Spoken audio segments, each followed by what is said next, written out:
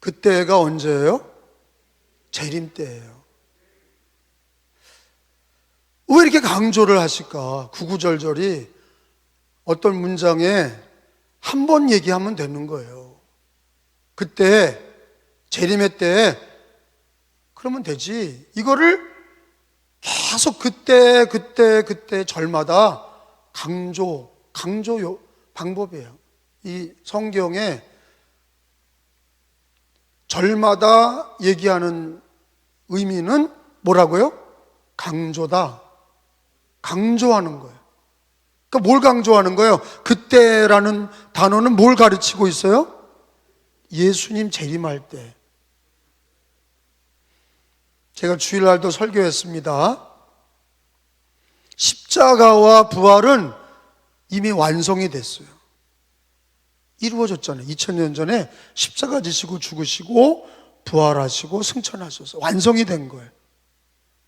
근데 재림은 언약은 있는데, 약속은 있는데 아직 아직 이루어지지 않은 사건이에요.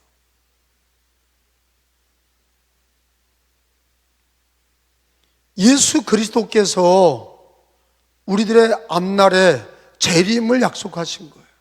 그러니까 예수님의 과거, 현재, 미래로 놓고 보면 과거는 물론 삼위일체 하나님으로 창세 전부터 영원부터 계셨죠. 근데 이 땅에 오셔서 과거에 이미 십자가로 구원을 이루시고 부활하셔서 살아계신 주님, 그분이 하나님 보좌 우편에 앉아 계시고 현재 하나님 보좌 우편에서 기도하고 계시고 미래 재림하신다는 거예요.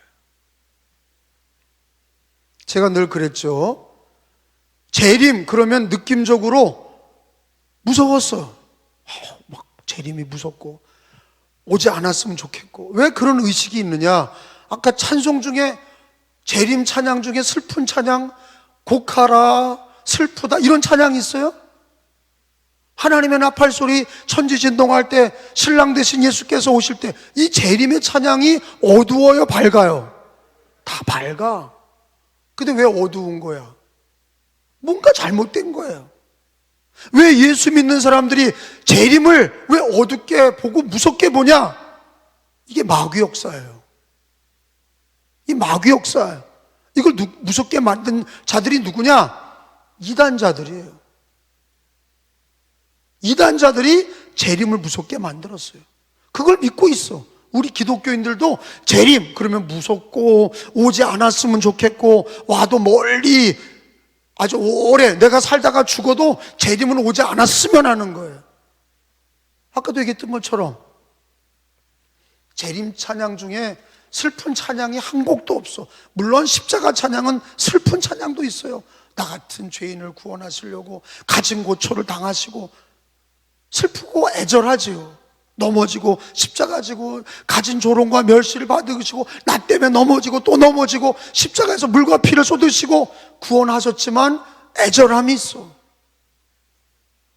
근데 부활 찬송 중에는 어두운 게 있어요. 부활 승리하셨다 그거 아니에요. 부활은 죽음에서 살아나셨다, 이기셨다, 사망 권세 이기셨다, 막 승리의 노래잖아요. 재림도 마찬가지예요. 슬픈 가사가 하나도 없어. 재림 찬양 중에 슬픈 가사가 없어. 이유는 뭐예요? 믿는 자들에게 재림은 행복한 날이에요. 왜?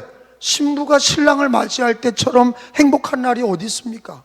신랑 대신 예수가 오는데 예수 그리스도의 교회와 성도는 교회 신부입니다. 이제는 예수님의 재림을 우리는 어떻게 맞이해야 돼요? 무섭고 두렵게 맞이하는 게 아니라 어떻게 맞이해야 돼요? 행복하고 밝게 맞이해야 돼. 그게 성경적이야. 그게 신앙의 모습이야. 할렐루야. 그러면 그 재림에 대한 말씀 중에 몇 가지 징조를 얘기했죠. 때와 시는 알 수 있어요? 몰라요? 몰라요. 몇 년 몇 월 며칠에 오신다, 그렇게 말하는 자들은 다 이단 인자들이고 사입이에요. 예수님은 이미 사도행전 1장 7절에 때와 시는 너희가 알 바 아니요 아버지께, 아들도 모르고 예수님도 모르고 아버지의 권한에 두셨느니라. 그 재림의 때와 시는 몰라. 근데 징조는 있어. 예수님 재림하실 때 어떤 일들이 있습니까? 사실은 그때가 좀 부담스러운 거죠. 재림은 행복한 날이고 밝은 날인데 재림이 이루어지기까지 징조는 여러 가지 어려움이 있어요. 편안하고 참 행복한 중에 예수님을 맞이하는 게 아니라 막 이 땅에는 이단자가 들끓고 자칭 예수라고 하는 자들, 또 신앙에 대혼란이 있는 거예요.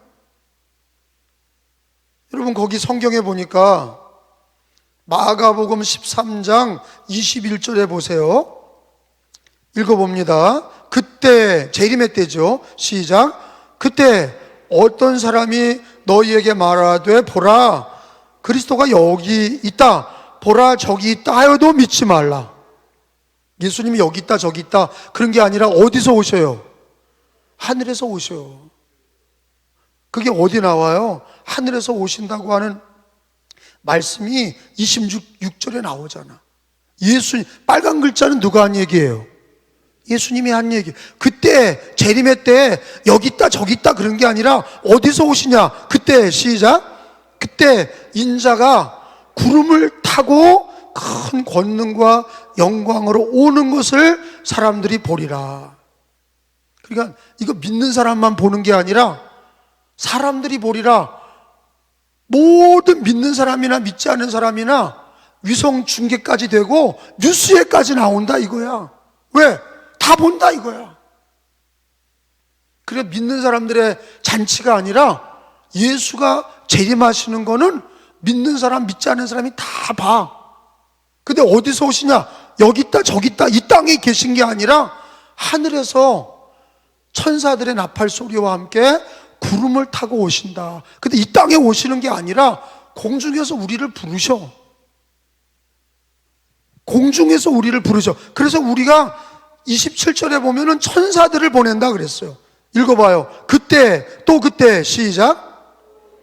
그가 천사들을 보내어 자기가 택하신 자들을 땅끝으로부터 하늘 끝까지 사방에서 모으리라. 이거 모으는 거는 땅에서 모으는 거예요? 하늘로 부르시는 거예요? 하늘로 그걸 뭐라고 그래요? 휴거라고 그러는 거예요. 천사들이 끌어올린다. 내가 어떻게 새처럼 날아가냐? 내가 날아가는 게 아니라 누가 끄집 올려요? 천사가 우리를 채가는 거야. 그래서 휴거라고 하는 끌어올린다는 단어는 새가, 독수리가 먹이를 탁 채가듯이 천사가 우리를 탁 채서 올라가는 거야. 그게 끌어올려진다는 얘기야. 휴거는 내가 올라가는 게 아니라 천사가 채서 올라가는 거예요. 여러분, 이것처럼 자세한 얘기가 어디 있냐고. 성경은 그때 일을 자세하게 얘기를, 예수님이 얘기하신 거를 자세하게 써놓고 있어요. 믿어야 돼요? 안 믿어야 돼요? 믿어야 돼. 뭐대로? 성경대로 믿으셔야 돼. 그날에 예수님이 재림하실 때 천사를 보내서 모든 이 땅에 있는 기독교인들을, 먼저 죽은 사람도 그렇고 살아서 예수님 만나는 사람도 그렇고 다 끝이 몰려. 이 말씀이 마가복음 오늘 13장 천사들을 보내어 끌어올리시고 공중에서 우리를 맞이하신다, 그 얘기가 데살로니가 전서에 나오죠. 읽어봅니다. 4장, 데살로니가 전서 4장. 그러니까 신약 성경만 재림의 말씀이 318번이 나오는 거예요.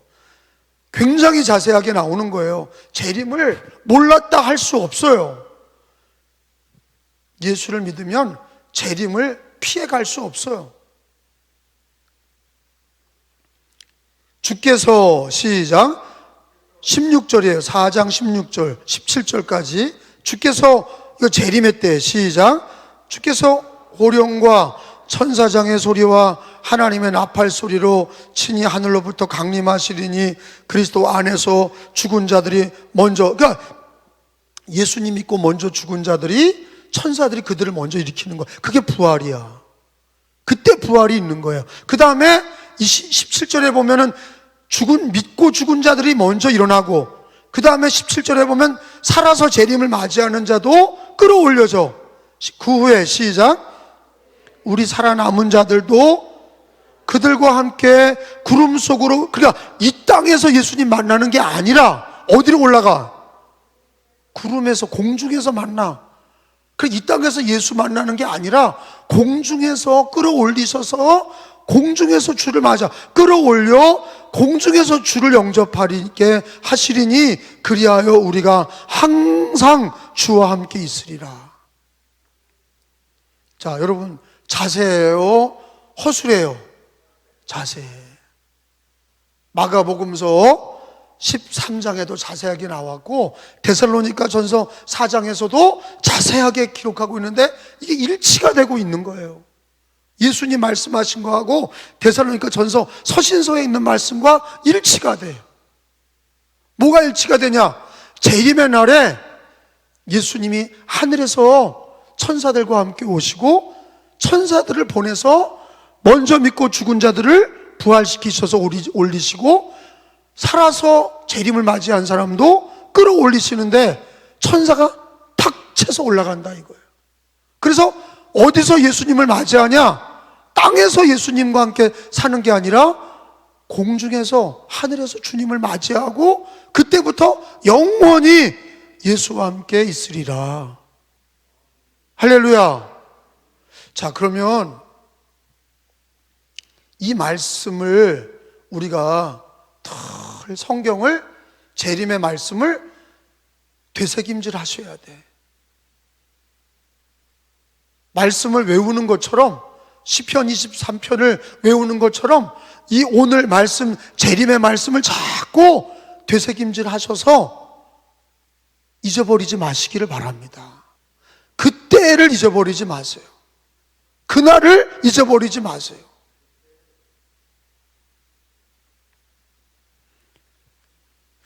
그러면 재림 전에는, 재림엔 때와 시는 모르지만 징조가 있는데 적어도 4가지 징조잖아요. 4가지 징조가 있어요. 오늘 본문 24절, 25절에 보면은 읽어봅니다. 그때, 시작. 그때 그 환난 후에 해가 어두워지며 달이 빛을 내지 아니하며 25절에 별들이 하늘에서 떨어지며 하늘에 있는 권능들이 흔들리리라. 여러분, 2000년 전에 예수님이 이 얘기했을 때 하늘에서 별이 떨어진다? 아유, 그게 무슨 있을 수가 없는 얘기지. 하늘에서 별이 떨어지면 자연 질서가 다 파괴된 거예요. 별이 막 떨어져. 근데요, 우주과학자, 천체를 연구하는 우주과학자들이 얘기하잖아요. 지구가 마지막 때 어떤 일이 벌어져요? 별들이 충돌한다는 거 아니에요. 별들이 막 떨어져서 충돌한다는 거 아니에요. 과거에 공룡이 왜 없어졌다는 거예요?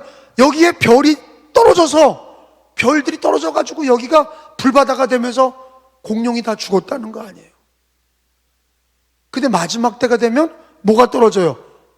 별들이 떨어진다는 거예요. 자연 질서가 완전히, 자연 법칙이 완전히 깨어질 때가 온다 이거예요. 예수님이 재림하실 때는 자연 법칙이 완전히 깨지는 거예요. 물론 지진, 기근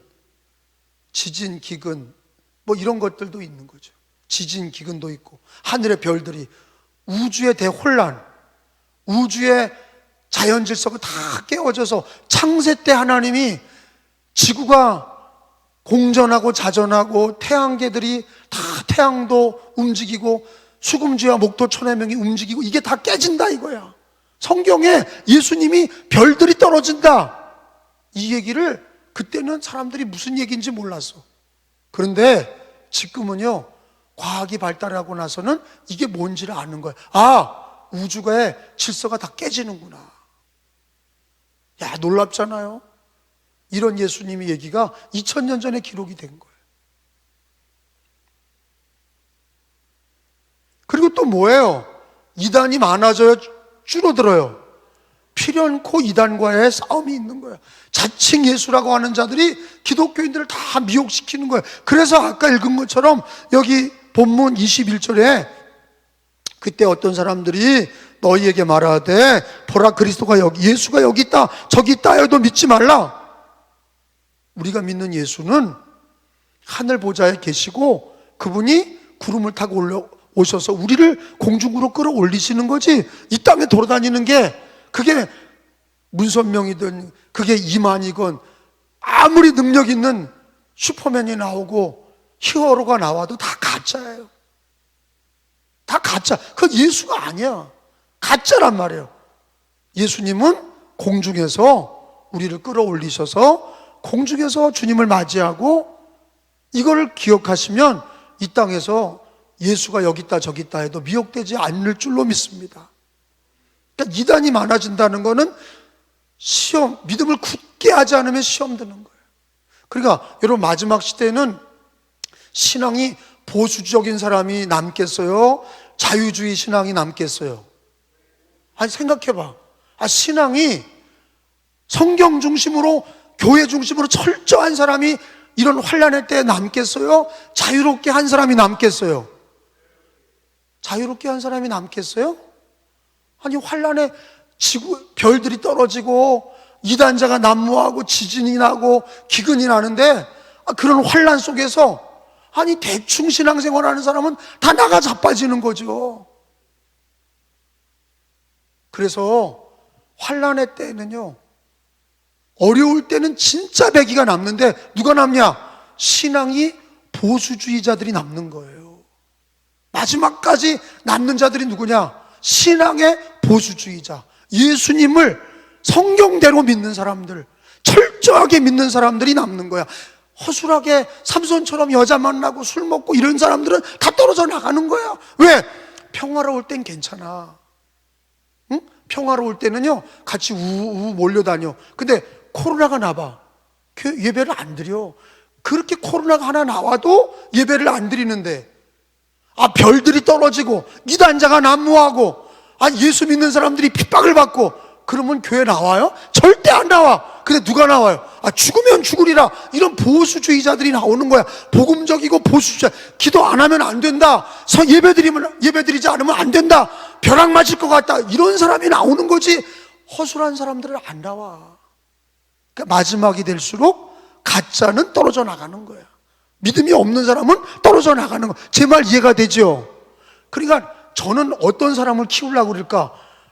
목사, 장로, 권사, 집사 중에서요 우르르 몰려다니는 사람을 키우려고 그러는 게 아니에요. 신앙의 복음주의자, 보수주의자를 키우려고 그러는 거예요. 왜?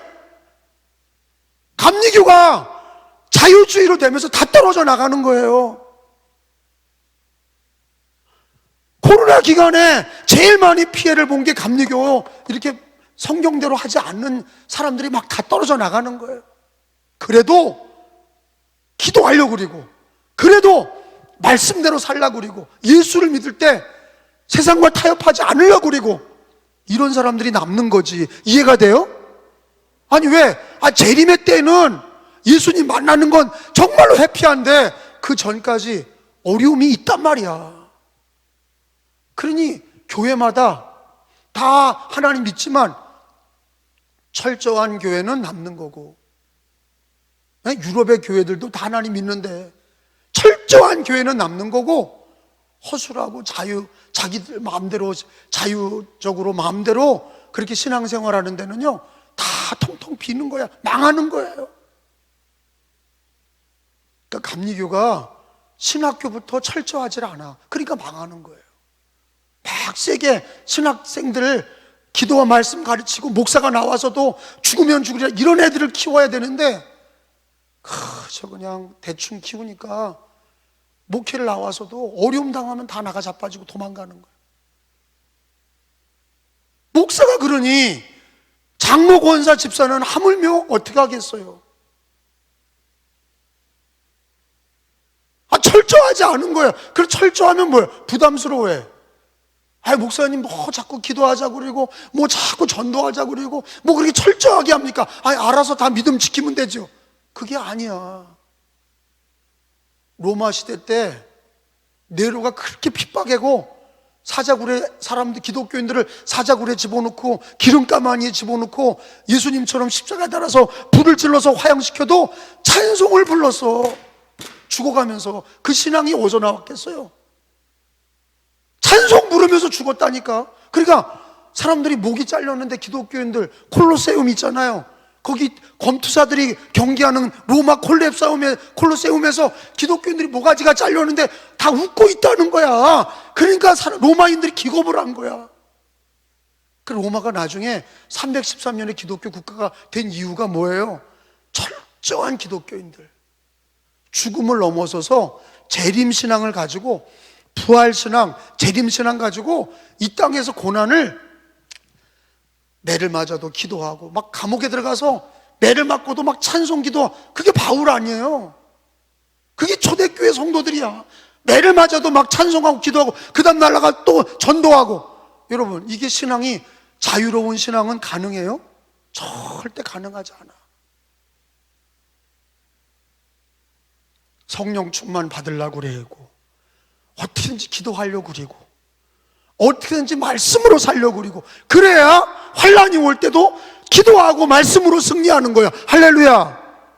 재림신앙을 가진 사람들은 시대가 악하다는 걸 아셔야 돼. 재림 때가 되면 그날은 행복한 날인데, 예수 만나는 거 행복한데 그 전까지 별들이 떨어지지, 이단자가 난무하지, 기독교인들이 박해를 받지, 먹고 살기 힘들지. 그러니까 이거를 극복하면서 믿음으로 살려니까 철저하지 않으면 이길 수가 없는 거예요.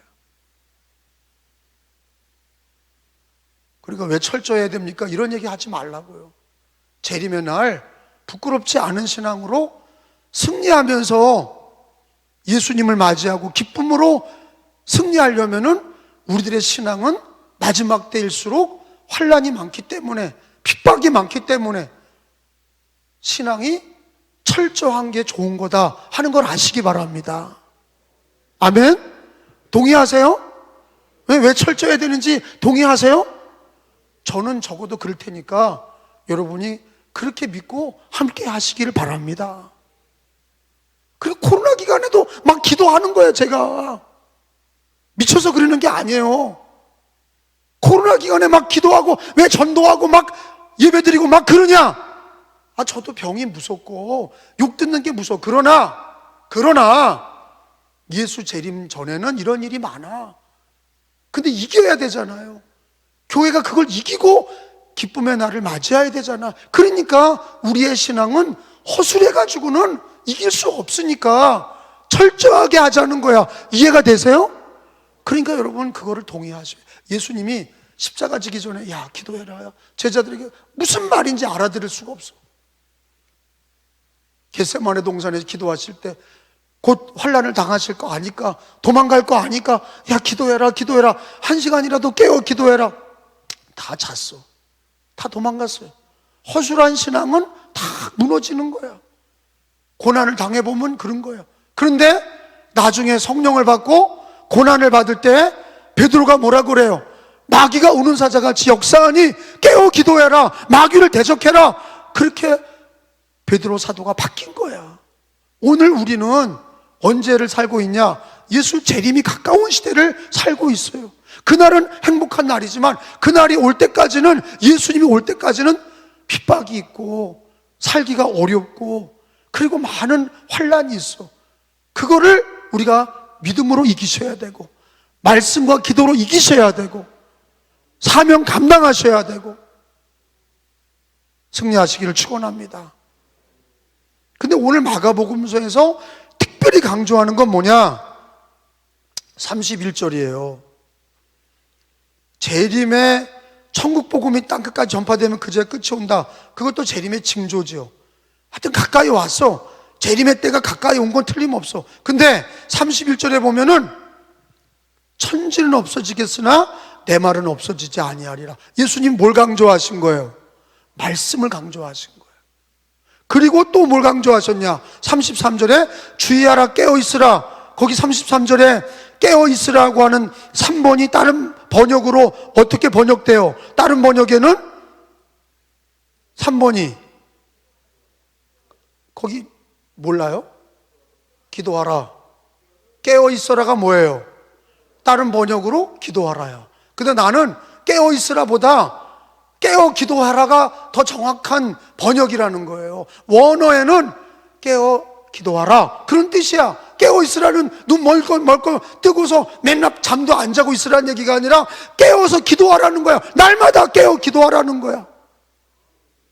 그러니까 예수님이 강조한 건 뭐예요? 재림의 날에 환란이 있고 재림 날은 기쁘고 행복한 날이지만 우리가 다 예수님을 맞이하는 날이지만 그 전에 이단자도 들끓고 그리고 환란이 있고 예수 믿는 사람들이 박해를 받고 핍박을 받고 그리고 많은 어려움들이 있어. 그런데 그날에 우리가 승리하는 방법은 보수적이고 철저하자. 신앙만은 보수적이자. 신앙만은 철저하자. 그리고 특별히 천지가 없어져도 내 말은 없어지지 않는다. 말씀을 붙들고 하나님 말씀 성경을 덜 주야로 묵상하시고 깨어 기도해라. 이 두 가지를 강조하셔서 말씀과 기도로 환난을 이기라 하는 거예요.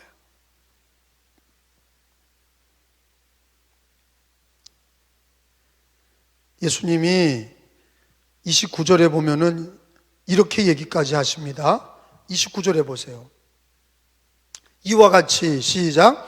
이와 같이 너희가 이런 일이 일어나는 것을 보거든 인자가 가까이 곧 어디 앞에 있다?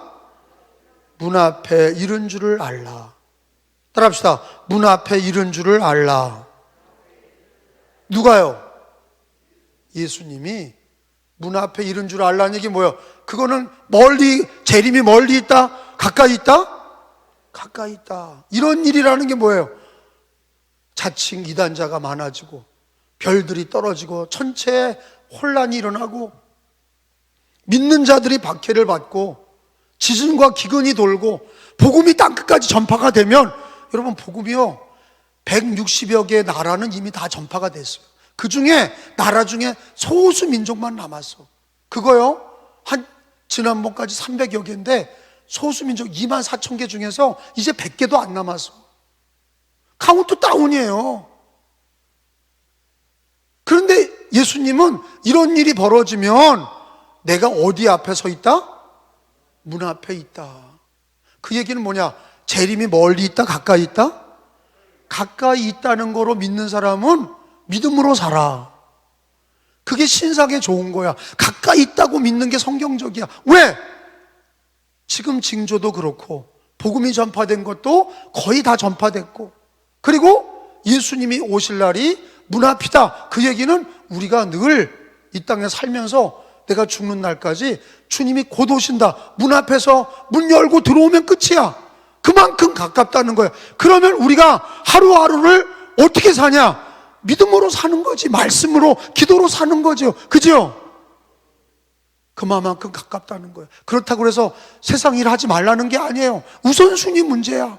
예수님이 오실 거를 알고 가정일도 하고 직장일도 하고 사업도 하는데 늘 깨워 기도해라. 말씀을 읽고 기도해라. 왜? 예수님이 문 밖에 서서 문만 열고 들어오실 정도로 가까이 오셨다. 근데 이렇게 얘기해도 그렇게 믿지 않는 사람이 있어요. 아유, 재림이 나하고 무슨 관계가 있어? 재림이 뭐 원래면 그렇게 가까이 왔겠어? 2000년 동안에도 안 왔는데 뭐 재림이 가까이 왔겠어?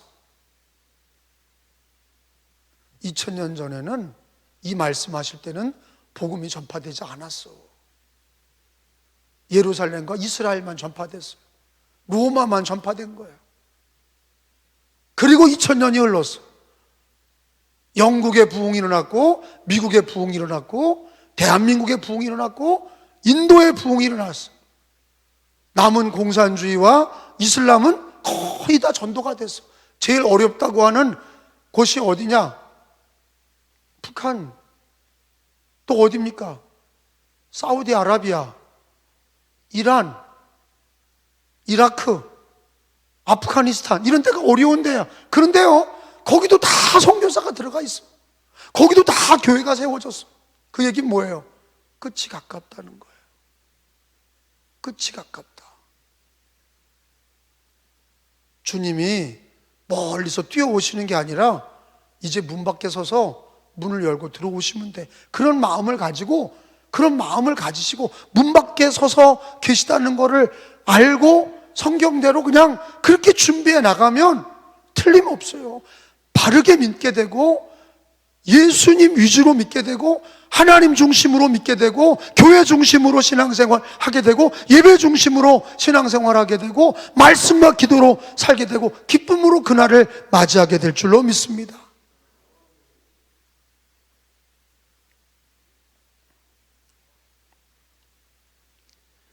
깨어있으라는 말이 몇 번 나오는지 한번 줄을 쳐봐요. 33절 주의하라 깨어있으라 그러셨어요. 그때를 맞이하는 자세가, 깨어있으라가 번역이 어떻게 된다고요? 기도하라. 깨어있으라가 기도하라, 잠자지 마라, 그게 아니라 기도하라야. 34절에 끝에 보면은 깨어있으라, 그렇게 34절에도 재림을 맞이하는 성도들은 기도해라.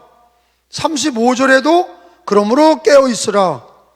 37절에도 깨어있으라. 그러니까 예수님이 그때가를 계속 반복하다가 나중에는 깨어 기도해라로 마치고 있어. 이거를 그냥 넘어가면 안 돼. 어린아이라도 아는 얘기야. 어린아이라도 아는 거야. 무슨 신학적인 지식이나 오래 설교할 게 없어. 이거는 성경 그대로 이루어질 거야. 그때 어떻게 해요? 그때는 어떻게 해야 돼요? 깨어 기도하셔야 돼. 교회는 어떤 집이에요? 기도하는 집이에요. 성도들은 뭐 하는 사람이 되어야 돼요? 깨어 기도하셔야 돼. 깨어 기도하시길 바랍니다. 하나님 말씀은 1.1획도 변함없이 천지가 없어지기 전에 다 하나님 말씀 없어지지 않고 이루어진다. 말씀 중심으로 깨어 기도하셔야 돼. 기도에 불이 붙기를 바랍니다. 깨어 기도하며 고난을 이기시고 재림을 맞이하시기를 축원합니다.